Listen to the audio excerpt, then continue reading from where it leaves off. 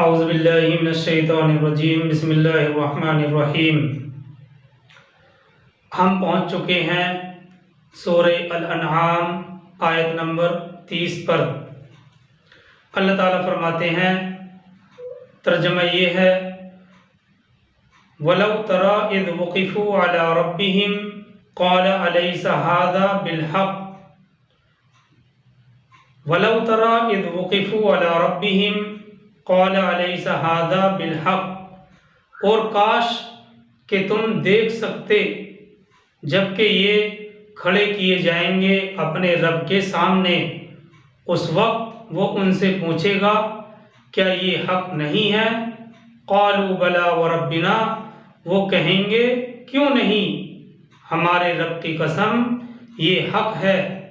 تو وہ کہے گا، یعنی اللہ کہے گا کہ اب مزہ چکھو عذاب کا اپنے کفر کی پاداش میں، اپنے کفر کی وجہ سے۔ اللہ تعالیٰ فرماتے ہیں، وَلَوْ تَرَى إِذْ وُقِفُوا عَلَى رَبِّهِمْ قَالَ أَلَيْسَ هَذَا بِالْحَقِّ، اور کاش کہ تم دیکھ سکتے جبکہ یہ کھڑے کیے جائیں گے اپنے رب کے سامنے، اس وقت وہ ان سے پوچھے گا کیا یہ حق نہیں ہے؟ قَالُوا بَلَىٰ وَرَبِّنَا، وہ کہیں گے کیوں نہیں، ہمارے رب کی قسم یہ حق ہے۔ تو وہ کہے گا کہ اب مزہ چکھو عذاب کا اپنے کفر کی پاداش میں۔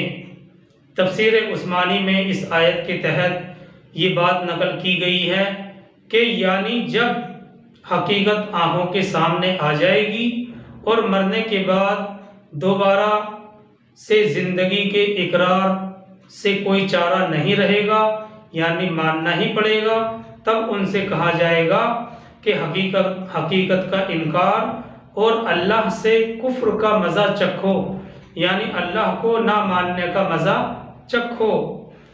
آگے چلتے ہیں آیت نمبر 31 کی طرف۔ اللہ تعالیٰ فرماتے ہیں، اور یہاں سے اس پارے کا رکو نمبر 10 شروع ہو رہا ہے۔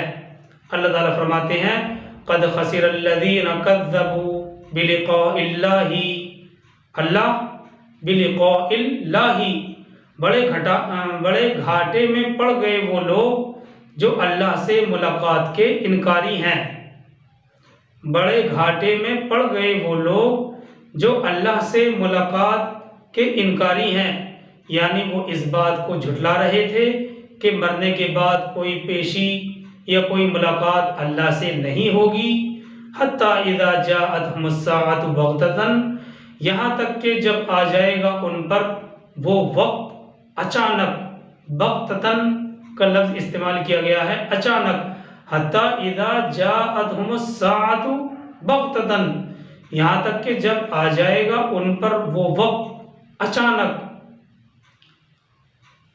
قد خسر الذین کذبوا بلقاء اللہ، بڑے گھاٹے میں پڑ گئے وہ لوگ جو اللہ سے ملاقات کے انکاری ہیں، یعنی وہ اس بات کو جھٹلا رہے تھے کہ مرنے کے بعد کوئی پیشی یا کوئی ملاقات اللہ سے ہوگی۔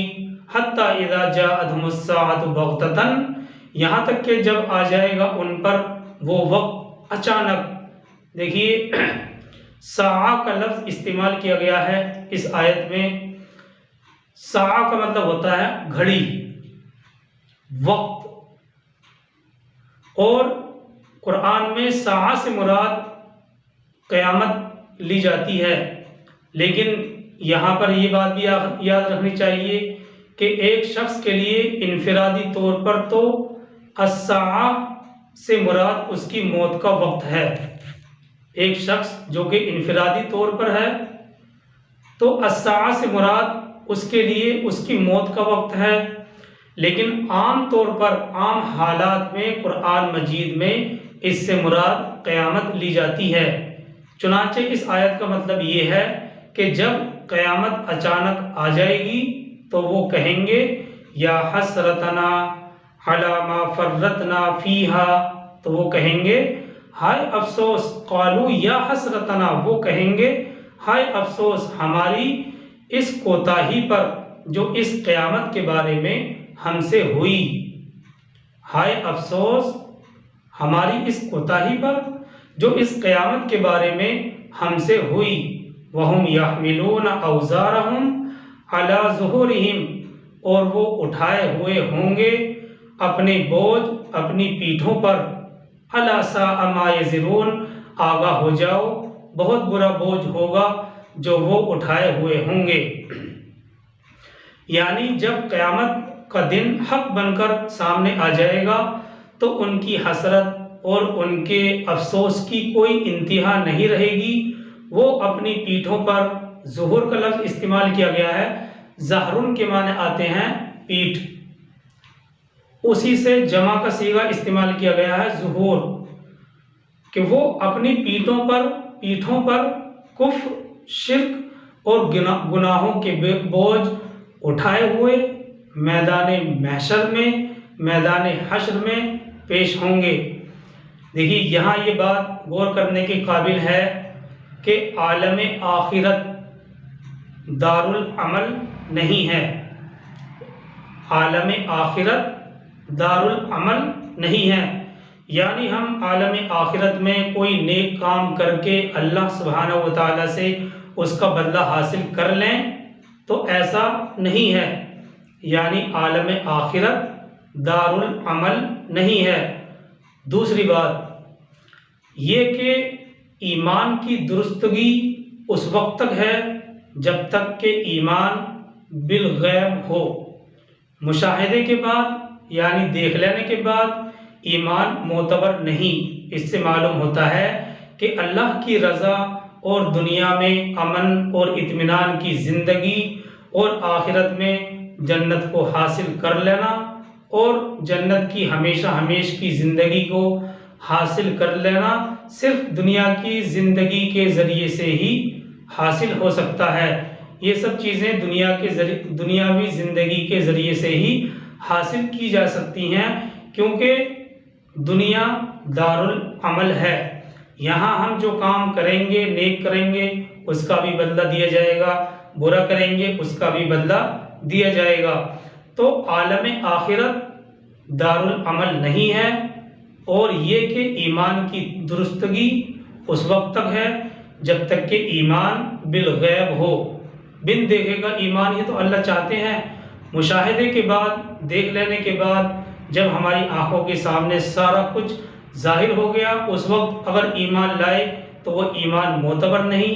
اس سے بھی یہ بات معلوم ہوئی کہ اللہ کی رضا حاصل کر لینا، دنیا میں امن اور اطمینان کی زندگی حاصل کرنا اور آخرت میں جنت کو حاصل کرنا اور اس کی ہمیشہ ہمیش کی زندگیوں کو حاصل کرنا، یہ صرف اور صرف دنیا کی زندگی کے ذریعے سے ہی حاصل کیا جا سکتا ہے۔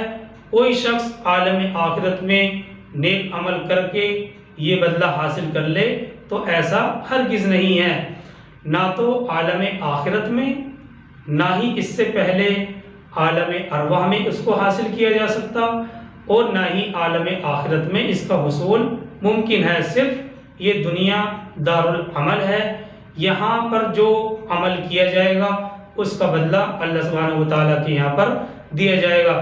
اس سے یہ معلوم ہوتا ہے کہ دنیا کی زندگی بہت بڑی نعمت اور سب سے زیادہ قیمتی چیز ہے۔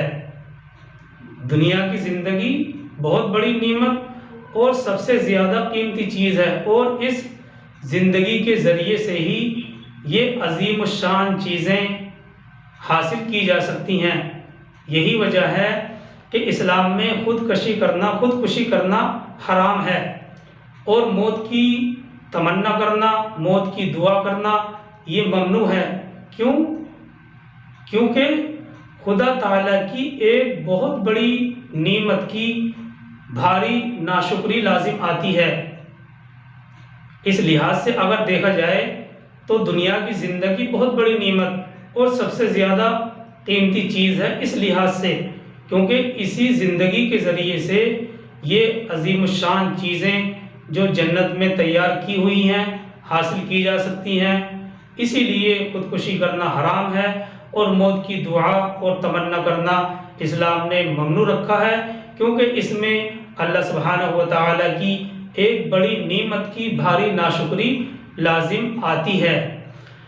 اور ساتھ ہی ساتھ یہ بات بھی سمجھنے کی ہے کہ اگلی آیت میں دنیا کی زندگی کو لہو اور لعب یعنی کھیل کود فرمایا گیا ہے، اور اسی طرح سے بہت سی احادیث ایسی ہیں جن سے دنیا کی مذمت معلوم ہوتی ہے۔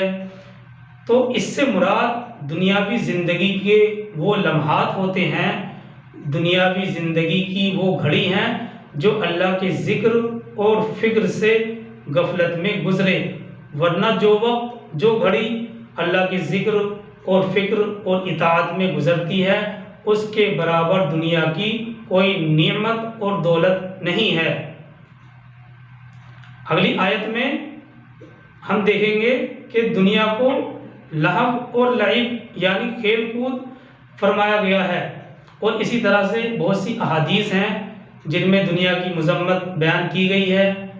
تو یہاں پر دنیاوی زندگی سے مراد دنیاوی زندگی کے وہ لمحات اور وہ گھڑی ہوا کرتی ہیں جو اللہ کے ذکر اور فکر سے غفلت میں گزریں، ورنہ جو وقت بھی اللہ کے ذکر، اطاعت اور فکر میں گزرتا ہے اس کے برابر دنیا کی کوئی نعمت اور دولت نہیں ہے۔ پہلے ہم آیت نمبر سورہ الانعام آیت نمبر 32 کا ترجمہ دیکھتے ہیں تاکہ مطلب پوری طرح سے واضح ہو جائے۔ اللہ تعالیٰ فرماتے ہیں سورہ الانعام آیت نمبر 32 میں وَمَا الْحَيَاةُ الدُّنْيَا إِلَّا لَعِبٌ وَلَهْوٌ، اور نہیں ہے دنیا کی زندگی مگر کھیل اور کچھ جی بہلانا۔ إِلَّا لَعِبٌ وَلَهْوٌ وَمَا الْحَيَاةُ الدُّنْيَا إِلَّا لَعِبٌ وَلَهْوٌ، اور نہیں ہے دنیا کی زندگی مگر کھیل اور کچھ جی بہلانا۔ بات پہلے ہی واضح ہو چکی ہے، یعنی اس کا مطلب یہ ہرگز نہیں ہے کہ دنیا کی زندگی کو کوئی حقیقت حاصل نہیں ہے، بلکہ مقابلے میں کہا جاتا ہے کہ آخرت کے مقابلے میں دنیا کی زندگی صرف لہو اور لعب ہے، یعنی ایک شے تو ابدی ہے، ہمیشہ ہمیش کی ہے، ہمیشہ ہمیش کے لیے ہے، اور ایک چیز ایک شے عارضی ہے۔ اب ظاہر سی بات ہے کہ ان دونوں کا آپس میں کیا مقابلہ ہو سکتا ہے؟ آپس میں کوئی مقابلہ نہیں۔ استخارے کی دعا جو کی جاتی ہے، جو صحیح احادیث میں استخارے کی دعا آئی ہے، جو منقول ہے، اس میں کچھ الفاظ اس طرح کے آتے ہیں فَإِنَّكَ تَعْلَمُ وَلَا أَعْلَمُ، اے اللہ سب کچھ تو ہی جانتا ہے، وَلَا أَعْلَمُ، اور میں کچھ نہیں جانتا۔ ظاہر سی بات ہے کہ ان جملوں کا یہ مطلب ہرگز نہیں ہے کہ انسان کچھ بھی نہیں جانتا، بلکہ اس کا مطلب یہ ہے کہ اللہ کے علم کے مقابلے میں کسی دوسرے کا علم کچھ نہ ہونے کے برابر ہے۔ ظاہر سی بات یہ ہے کہ اس کا مطلب یہ ہرگز نہیں ہے کہ انسان کچھ بھی نہیں جانتا۔ فَإِنَّكَ تَعْلَمُ وَلَا أَعْلَمُ، اے اللہ سب کچھ تو ہی جانتا ہے۔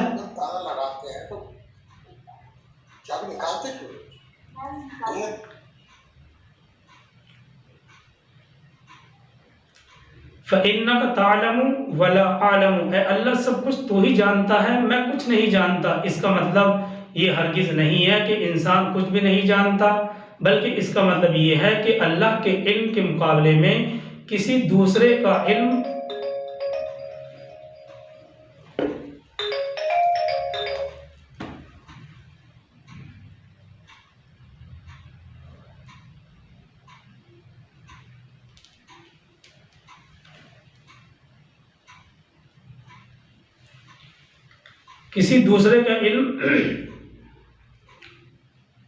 کچھ نہ ہونے کے برابر ہے۔ اسی طرح یہاں آخرت کے مقابلے میں دنیا کی زندگی کو لعب اور لہو کہا گیا ہے، ورنہ تو دنیا ایک اعتبار سے آخرت کی کھیتی ہے، اور اس بات کو ایک حدیث میں بھی اجاگر کیا گیا ہے الدنیا مزرعۃ الآخرہ، دنیا آخرت کی کھیتی ہے، یہاں جو کچھ بوؤ گے تو وہاں کاٹو گے، اگر یہاں بوؤ گے نہیں تو وہاں کاٹو گے کیا؟ یہ تعلق ہے آپس میں دنیا اور آخرت کا۔ اس اعتبار سے اور اس لحاظ سے دنیا کی بھی ایک حقیقت ہے اور یہ ایک امتحانی وقفہ ہے، لیکن جب آپ تقابل کریں گے دنیا اور آخرت کا تو دنیا اور اس کا ساز و سامان آخرت کی شان و شوکت کے مقابلے میں گویا نہ ہونے کے برابر ہے۔ دنیا کی زندگی تو صرف 2-2.5 گھنٹے کے ایک ڈرامے کی طرح ہے، اور جیسے اس ڈرامے میں کسی کو بادشاہ بنا دیا جاتا ہے، کسی کو فقیر بنا دیا جاتا ہے، جب ڈرامہ ختم ہوتا ہے تو نہ بادشاہ سلامت ہے اور نہ فقیر ہے۔ جیسے ہی ڈرامہ ہال سے باہر جا کر کپڑے تبدیل کیے، سب کے کردار اپنی اپنی اصلی حالت کی طرف لوٹ آتے ہیں۔ یہ ہے دنیا کی اصل حقیقت۔ اسی مفہوم کے لحاظ سے اس آیت میں دنیا کی زندگی کو لہو اور لعب کہا گیا ہے۔ آگے اسی آیت 32 میں اللہ تعالیٰ فرماتے ہیں وَلَلدَّارُ الْآخِرَةُ خَيْرٌ لِلَّذِينَ يَتَّقُونَ، اور آخرت کا گھر بہتر ہے ان لوگوں کے لیے جو تقوی اختیار کریں۔ وَلَلدَّارُ الْآخِرَةُ خَيْرٌ لِلَّذِينَ يَتَّقُونَ، اور آخرت کا گھر بہتر ہے ان لوگوں کے لیے جو تقوی اختیار کریں۔ افلا تعقلون، تو کیا تم عقل سے کام نہیں لیتے؟ آگے چلتے ہیں آیت نمبر 33 کی طرف۔ اللہ تعالیٰ فرماتے ہیں قد نعلم انه ليحزنك الذي يقولون، اے نبی ہمیں خوب معلوم ہے کہ جو کچھ یہ لوگ کہہ رہے ہیں اس سے آپ غمگین ہوتے ہیں۔ قد نعلم انه ليحزنك الذي يقولون، اے نبی صلی اللہ علیہ وسلم ہمیں خوب معلوم ہے کہ جو کچھ یہ لوگ کہہ رہے ہیں اس سے آپ غمگین ہوتے ہیں، یعنی ہم جانتے ہیں جو مطالبات یہ لوگ کر رہے ہیں اور آپ سے معجزات دکھانے کا مطالبہ کر رہے ہیں، اس سے آپ رنجیدہ ہوتے ہیں۔ ایک طرف اللہ کی مشیت ہے اور دوسری طرف لوگوں کے یہ تقاضے ہیں۔ تو اب اس کا ایک جواب آیت کے اگلے حصے میں دیا جا رہا ہے۔ اللہ تعالیٰ فرماتے ہیں فَإِنَّهُمْ لَا يُكَذِّبُونَكَ وَلَكِنَّ الظَّالِمِينَ بِآيَاتِ اللَّهِ يَجْحَدُونَ، تو اے نبی صلی اللہ علیہ وسلم یقیناً وہ آپ کو نہیں جھٹلا رہے، بلکہ یہ ظالم تو اللہ کی نشانیوں کا انکار کر رہے ہیں۔ اس کا ایک جواب آیت کے اگلے حصے میں یہ دیا جا رہا ہے فَإِنَّهُمْ لَا يُكَذِّبُونَكَ وَلَكِنَّ الظَّالِمِينَ بِآيَاتِ اللَّهِ يَجْحَدُونَ، تو اے نبی صلی اللہ علیہ وسلم یقیناً وہ آپ کو نہیں جھٹلا رہے ہیں، بلکہ یہ ظالم تو اللہ کی نشانیوں کا انکار کر رہے ہیں۔ اصل میں یہ لوگ قرآن کا انکار کر رہے ہیں، ہمارا انکار کر رہے ہیں۔ یہ سمجھانے اور دلجوئی کرنے کا اللہ کا ایک خوبصورت انداز ہے، یعنی اے نبی کیا انہوں نے آپ کو کبھی جھوٹا کہا؟ نہیں کہا۔ آپ پر کوئی تہمت لگائی؟ نہیں لگائی۔ لہٰذا یہ لوگ جو تکذیب کر رہے ہیں دراصل آپ کی تکذیب نہیں ہو رہی، یہ تو ہماری تکذیب ہو رہی ہے۔ غصہ تو ہمیں آنا چاہیے، ناراض تو ہمیں ہونا چاہیے۔ قرآن ہمارا کلام ہے اور یہ لوگ ہمارے کلام کو جھٹلا رہے ہیں۔ آپ کا کام تو ہمارے کلام کو ان لوگوں تک پہنچا دینا ہے۔ نبی صلی اللہ علیہ وسلم کو سمجھانے اور تسلی دینے کا یہ ایک ایسا انداز ہے جیسے کوئی مہربان استاذ اپنے شاگرد کو سمجھا رہا ہو۔ تو ان آیتوں میں اللہ سبحانہ و تعالیٰ نے تسلی بھی دی ہے، نبی صلی اللہ علیہ وسلم کو سمجھایا بھی ہے کہ اصل تکذیب تو ہماری ہے، ہمیں غصہ آنا چاہیے، ناراض تو ہمیں ہونا چاہیے، کیونکہ قرآن ہمارا کلام ہے اور یہ لوگ ہمارے کلام کو جھٹلا رہے ہیں۔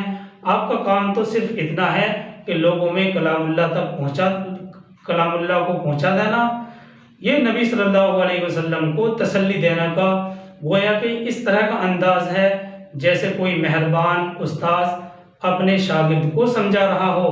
اب اگلی آیت میں یہ بات درجے بدرجہ آگے بڑھے گی، اس لیے ان آیت کا ترجمہ سننے سے پہلے اس بات کا لحاظ رکھنا چاہیے الرب رب وَإِن تَنَزَّلَ، والعبد عبد وإن ترقى، یعنی رب تو رب ہی ہوتا ہے چاہے وہ کتنا ہی نزول کر لے، اور بندہ بندہ ہی ہوتا ہے چاہے وہ کتنی ہی ترقی کر لے۔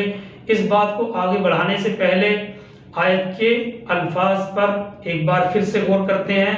دیکھیے آیت میں یہ لفظ لایا گیا ہے فَإِنَّهُمْ لَا يُكَذِّبُونَكَ،